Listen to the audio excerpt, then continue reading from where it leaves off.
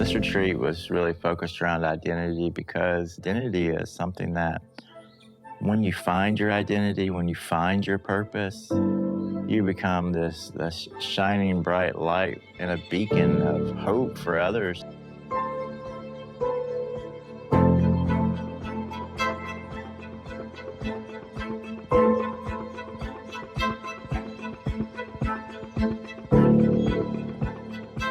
Starting out, I was a little unsure why I was here this weekend.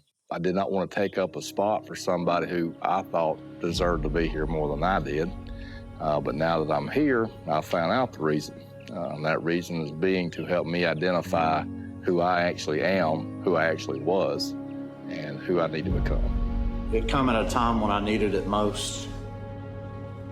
Past couple of years of my life has been in shambles. And it was just a breath of fresh air this weekend to have the opportunity to be here amongst brothers who've gone through some of the very same experiences as myself. I've been out for about 7 to 8 years, and I never really participated in things dealing with vets, and I feel like, these are my brothers and sisters, and it's something I wanted to give a try, and it's the process to healing. I was just welcomed in immediately. The door was open. I was taken around. They showed me the place. Everybody, there was no hey, there's this new guy. It was hey, there's this guy that we've known forever, but just got here. And I'd never even met anybody. So, it was hey, here's some sustenance, here's some food. You want some water? You want some snacks? You want to hang out? Let's just hang out. And there's no pressure. It's just everybody's relaxing, enjoying themselves, and letting things happen organically. I came here to not only get a better feeling of who I am and how I deal with things from serving in the military, but also to offer back some of my life experiences to my brothers in arms. Maybe I'm here for somebody else, and I don't mean I'm here to tell them what to do, but maybe my presence may add to an energy that's needed for somebody here. You know what I mean? You never know what somebody has going on, especially in our case. I was kind of timid at first. Okay, I got all these other killers that are supposed to be here, and I'm just the guy, right? That's blown away right out the gate. Find out everybody's nervous. So there is a bonding moment we have because we're all afraid to get up in front of people and talk. We're able to come here and just not have to worry about anything. We're able to relax, only think about stuff we're dealing with when it's brought up. Within moments, within a few hours of talking with the guys, there's a lot of authenticity along with this group. You're able to just hang out and really fellowship with other veterans.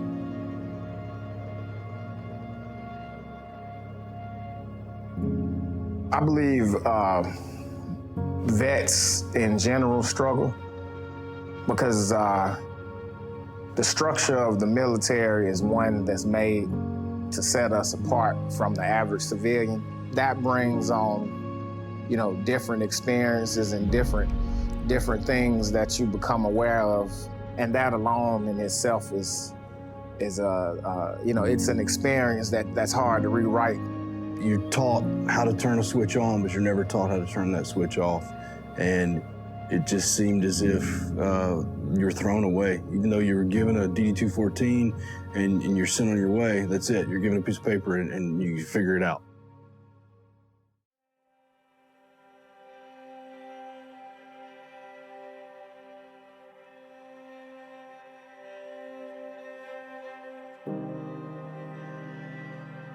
You can't be a warrior no more.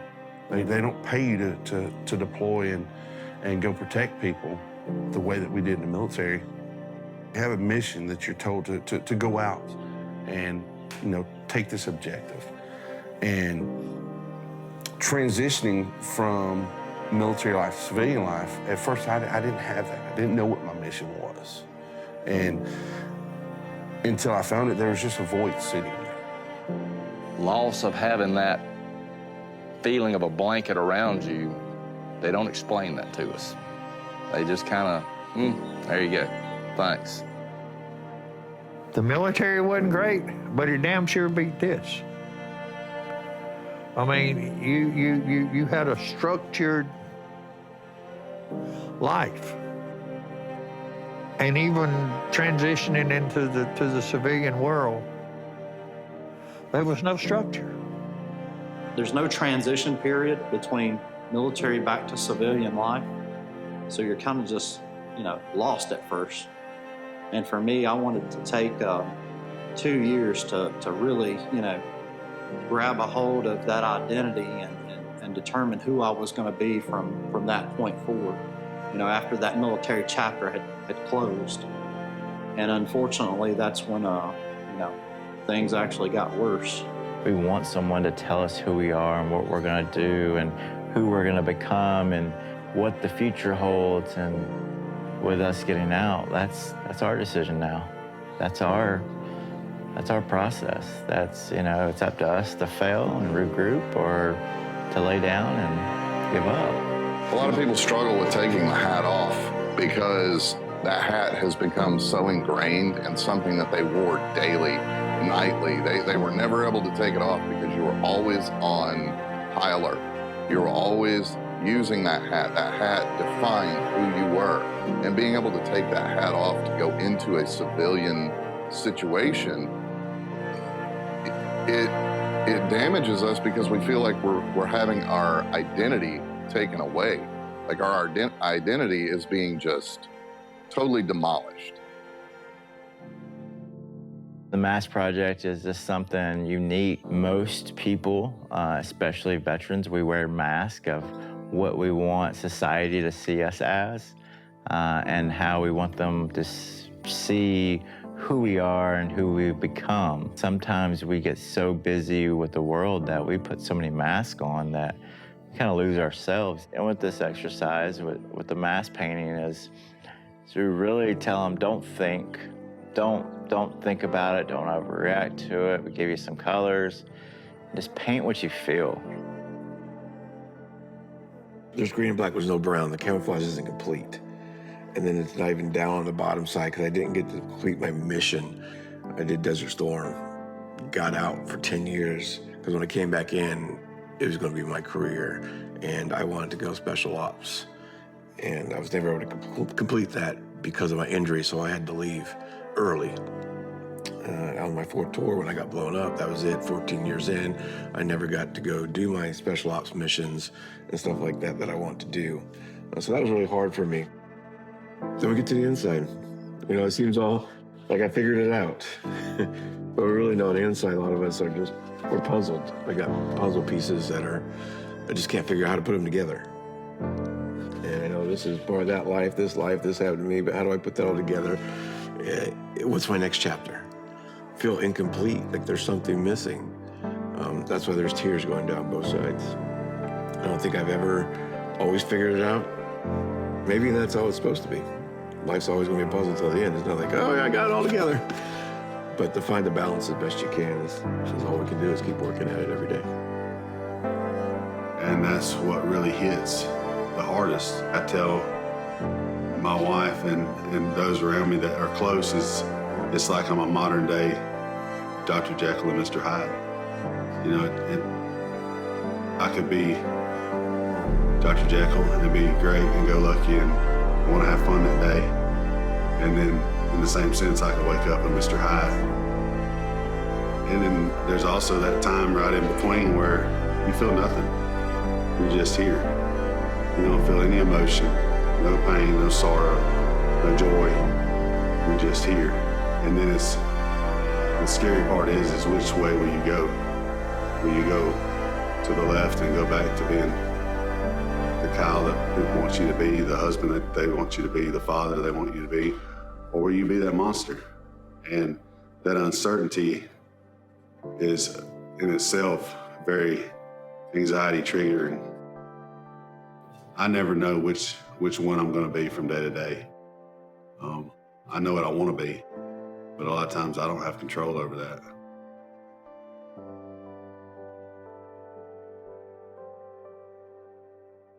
So the manifestation of PTSD physically, sometimes it's just like hot embers being poured on your head, and it just starts at the ears. And it's a wave, a rush of adrenaline that you don't know what to do with, that is coming on for no reason. And in combat, it's a response to aggression, and you respond with aggression. And when you spend years responding to every action taken towards you, whether good, bad, or indifferent, with aggression, that's usually your go-to. And you have to relearn that, pause, examine your motives, ask questions about what's going on, and move forward accordingly to that. It almost feels like a movie in your head that you can't stop playing. You know what I mean? And the play button gets pushed even if you don't want it to sometimes. You know what I mean? So it's a shock to the system, and the brain ceases functionality to some degree. When things have been bad in the past and thoughts have really gotten to me, I'm gonna be honest, at my worst, I've thought about me not deserving to live, me feeling like I flaked out on an honorable death. You wanna die a warrior's death. We've all been there. We've all got dark spots that you never know when they're gonna pop up. If it was in a perfect world, you'd never have them again, but we do. I prayed every night for the first over a year and a half to let God take me as a sole survivor. And why am I here? I shouldn't be here. Just a burden to my family. Please, let me just not wake up tomorrow. Let me be where I'm supposed to be. I'm useless here on earth. And I kept waking up every day. I had to keep going for them. I couldn't let the life I've been given wasted. How disrespectful is that to them and their families? My wife passed away in '97. Shortly after, I had a two-week-old daughter. And everybody says, hey, your military training is helping you through this. Because me being that guy, I couldn't be soft. I had to stay hard, had to stay solid for my family, for my young boy and my daughter. And being around a group of guys that were just lean forward, no matter what the issue was, I wasn't able to explore feelings that I had. I just kept them bottled up, compartmentalize them, as we would say. And now that I've been out for 10 years trying to find out what my next move is, those issues are coming back, those feelings. And I'm like, I've kept them put away for so long. Why are they here now? I had spent 2 weeks homeless, and I was taking baths and sinks at gas stations and truck stops, wherever closest truck stop that I'd pay $13 to take a shower at. And I just was angry, yelling at God, just trying to figure out, what is it that I'm supposed to be doing, because this isn't it. I feel like every year I'm getting better in some area as far as like trying to manage and maintain, this thing, to a point to where it's not destroying me, to where I haven't taken my life or something. And, and I'm saying that, respectfully to situations that happen, but for me, that's my win. Come from a mentality while you're active duty that if you have an issue, you're a shitbag. If you have problems, there's something wrong with you, and you're going to be removed from the situation, away from everyone else, so you don't spoil them. And the reality is that it's the furthest thing from the truth. We all have issues, and we all need to actually have conversations about that so that we can get over those bumps, and they can just be speed bumps instead of barriers. It's sitting back and understanding that I have an issue, that I don't need to hide it. I need to face that demon, that dark spot, that void, to open it up so it doesn't rest on your mind, your body, your soul, and just break you down further from what we've already been through. Once we face that and accept that, it gives us one step forward to improve our life, to ultimately make ourselves more happier. A safety network, someone that I can reach out to you know, at a moment's notice when I identify that I'm going down that path. Someone that's only a phone call away. Someone to remind me that that phone call away is not only there in that immediate time of need, but throughout the week, you know, that individual is on the other end of the social media platform, or on the other end of that text message, or on the other end of that phone call when I need them, regardless of the time of day. This is the first time I've stood in front of a group of my peers and really admitted that I had an issue.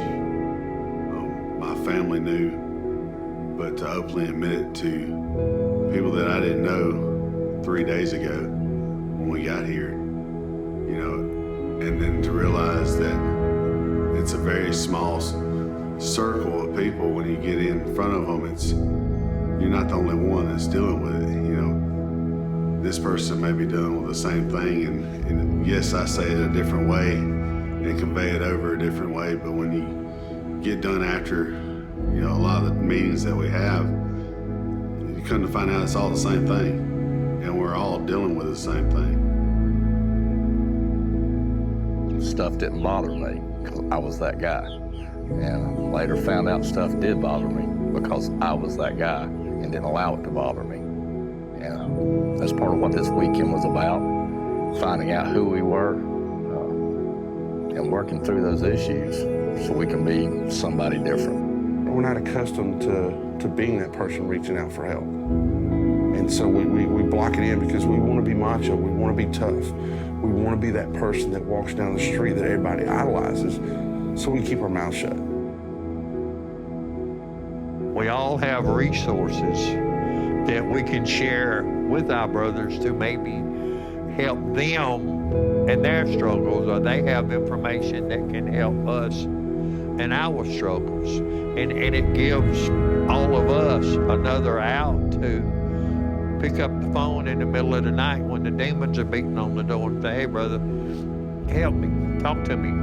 The majority of the veterans that I know have this mindset that we're doing for others, but we're actually doing it for us. That it gives me a reason to get up in the morning and put one foot in front of the other, because somewhere before the day's over, it's going to be somebody that needs that hand up. Most of us join the military to give or perform some kind of service. And for us to work on ourselves, I feel like some of us are afraid that if we do that, that we'll be forgotten. A lot of us have been knocked down. Sometimes we don't get up. Sometimes we need that other person to come by and help us up, help us to get to the med tent, get bandaged up, let us heal up, and then go back out there and really start to refine what it is we're meant to be. When I find out I'm helping somebody out, there seems to be this chemical rush in my brain.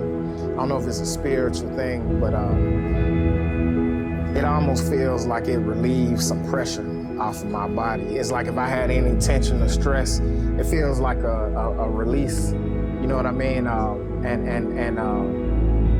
don't know if it's really emotion, but I feel selfless, you know what I mean? Like I did something outside of myself, and it really wasn't about me, you know what I mean? That, you know, so feel like I'm doing something for the greater cosmos, even if it's only for like a 3-second burst. Every vulnerability that you let out there as a stigmatism as a man, as a veteran, that unfolds more for somebody else. And again, the magic, what you say is that's the magic right there, that it's gonna help somebody else get through something. And it's gonna be that positive ripple effect, because that person's gonna go tell somebody else about this journey.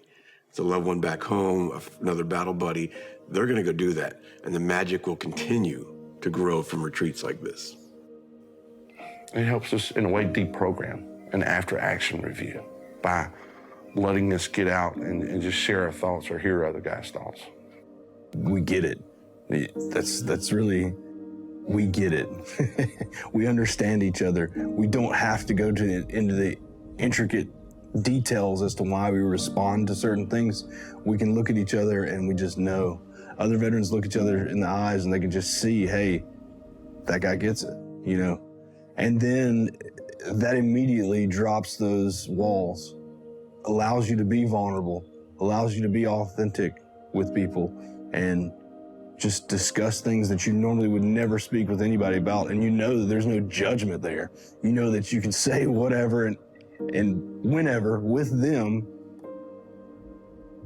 Don't be afraid to find that person that you can talk to. It doesn't have to be your pastor, it doesn't have to be your doctor, it doesn't have to be your spouse. That one person that you know that when you open up, that weight, that burden is off of your body, off of your mind, and keeps you from going back to that dark place. We need touch. Not actually physical touch, but some kind of touch back to what we were and the people we were with. And I think it's more of the type of people we were with than what we were. We understand each other. Sitting here listening to these other guys that most of them, I didn't know them before this weekend. I know who they are now. I have no issue walking up to either one of them and say, hey, dude, I got this going on. And they'll listen, just like I'll listen to them, because we've all shared an experience that we don't have out here at home anymore. You might not know what your next mission is, but you just keep moving forward every day, and it will come to you. It will reveal itself. You always look back and go, oh, that's why I met this person or that person. But it starts with talking. It starts with sharing your story, listening to other stories, because you're like, oh my God, I can relate to that. That's how they went through that, and that helped them get through this. These baby steps with the PTSD of going into a crowded store, not sitting by the door, you know, or you're back to the door in a restaurant, stuff like that. There's little baby steps. You learn how other people do this. And all that helps find that new identity because you're so lost. You're so lost, you're like, this is not normal, or you call it the new normal. And what it is, it's normal. I used to find my identity in being a Marine, and that identity is still there, but that's not my first go-to. I'm a father. I'm a friend. For the first time in a long time, I'm a friend to people instead of just wanting a friend from them. You know, I'm able to give more so than just take from people. To me, the magic of the Warrior Retreat is when I see an individual walk in the door. They're closed off, they're quiet, they are reclusive because they're worried about how they're going to be judged.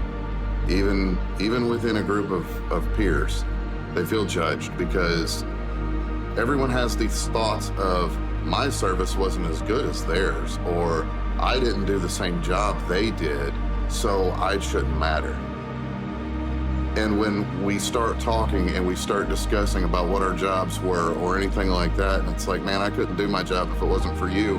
And we start pumping each other up, and you see these guys go from this quiet, reclusive individual to, as I've explained it before, it's like a cocoon and a butterfly comes out from it. At the end of the mission that we have here, at the end of the 2, 3, 4 days, when that individual opens up and they start to just show that they are just as important as the man to the left and the right of them, that they realize it themselves inside and they share with everyone else, and it helps others to be able to open up as well and know that they're not alone in this fight, in this daily fight that we live with. One of the guys said to me this weekend, he said, you know, y'all aren't just checking off boxes. I said, what do you mean? He said, you know, most organizations that will check off a box, you're just here to do A, B, and C, and D. He said, I see the genuine care that y'all have at AV, that you truly want us to be in a healthy and better place. When we leave tomorrow, we're leaving as brothers, and our brotherhood circle gets bigger and stronger, but it actually gets smaller and tighter. The mission going forward. I got chills, like, just, you know, you can see them. I mean, I hope you can see them. They're all over my body when you ask that. What's the mission going forward?